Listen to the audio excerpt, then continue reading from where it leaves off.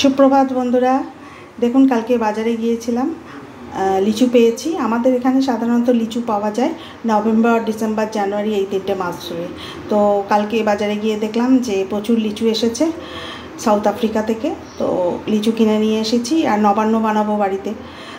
তো সেই জন্য যা যা নতুন নতুন জিনিস দেখতে পেলাম সেগুলো নিয়ে এলাম। কড়াইশুঁটি, লিচু আর চাল টালগুলো তো এখানে প্রোডাকশান ডেটগুলো দেখেই কিনে নিয়ে আসি, কারণ একদম নতুন চাল তারপরে নতুন গুড় এখানে পাওয়া মুশকিল। তো যাই হোক, যারা আমরা বাইরে থাকি তারা এইভাবেই সমস্ত কিছু করি।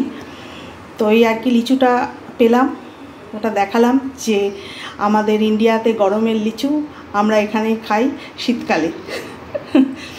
তো ঠিক আছে, সকলে ভালো থাকবেন, সুস্থ থাকবেন, আর আমার ভিডিওগুলো কেমন লাগছে সেগুলো জানাতে একদম ভুলবেন না।